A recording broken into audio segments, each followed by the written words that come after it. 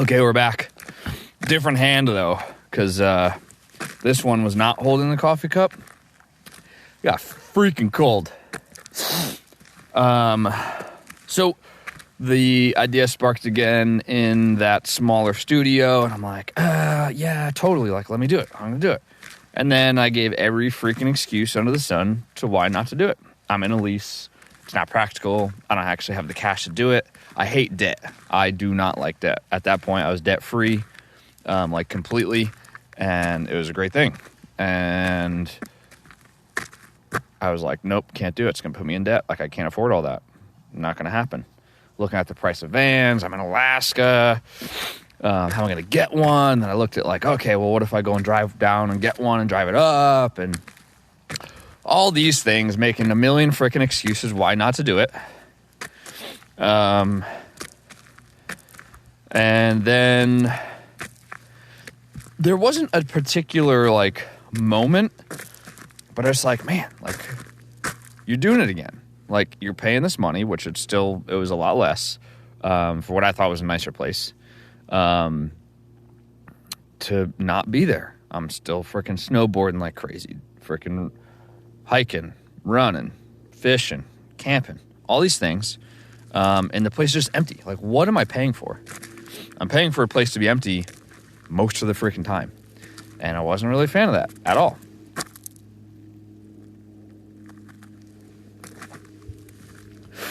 So, at that point, I think I started, like, talking about it more at work. And Dylan, if you're watching this, he called me out. And I'm thankful for it every day. He's like, dude, like, when, are you at least going to go look at one? I'm like, yeah, eventually. Like, I don't know. So he's like, dude, let's go. And, like, I was like, yeah, all right, yeah, let's do it. And didn't even look at one. I knew, like, I had already been looking, like, yeah, well, if I did one, I'd get the long one because, you know, I'm going to be in it full time. Going to be, like,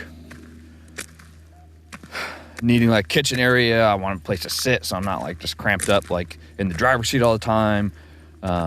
This, that, the other thing. And I go to the Trailer Craft place because up in Anchorage here, or Alaska, the only people to sell Sprinters is Trailer Craft. It's not actually Mercedes. If you go to Mercedes, they look at you like you got 10 heads, and they're like, what's that? It's some weird contractual thing. It's fucking stupid. Anywhooser. I end up going there. Don't even look at it. Don't even test drive. I literally just tell them, hey, I'm here to buy a Sprinter van. And Jeff, the salesman, was kind of like, he was kind of thrown off. Rightfully so. Never seen me before. And at that point, I still have the receipt for it. It was November of 17. November 17. Walked in there, sat down, told him I wanted a freaking 170 extended Sprinter, and didn't even have plans yet. Hadn't even done, you'll see, hey, get over here. Pilot, hey, over here. This dude, look at this. He's out on the river. That is thin ice, and he's just like, do. No worries. Yeah, don't worry about whatever that is. Probably some thin ice there, too. Dude's on a death wish.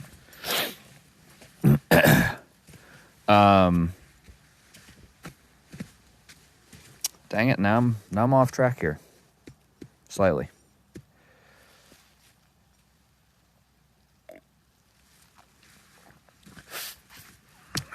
Tell him I want him 170 extended.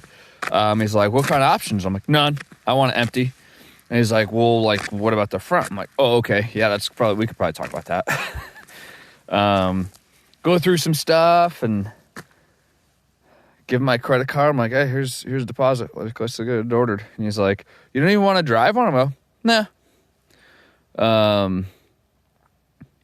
Actually, that was a follow-up meeting. Yeah, because when Dylan went with me to go look at one. But I told Jeff I was going to come back and I was going to order one, and we set up like a date to do that. I don't know why we didn't do it that same day. Because not like anything changed. Like, I didn't do anything different. I literally just went and sat in his office the next time I fucking ordered it. Like, didn't even test drive one. Yeah. But, yeah, I mean, this is a ton of rambling, not really on the actual topic of why I'm doing this lifestyle. But, yeah, I mean, I think it's because I don't need to be in a particular location. I don't need to have a house with granite countertops. I don't need vaulted ceilings and crown molding. I don't need that because I personally don't see a point in having it when my lifestyle keeps me outside. Like I said, I'm always doing something, and I don't want to be using my money to pay for something that's mostly empty, or empty most of the time. So yeah, I would rather put that money towards trips or new gear or different gear or whatever.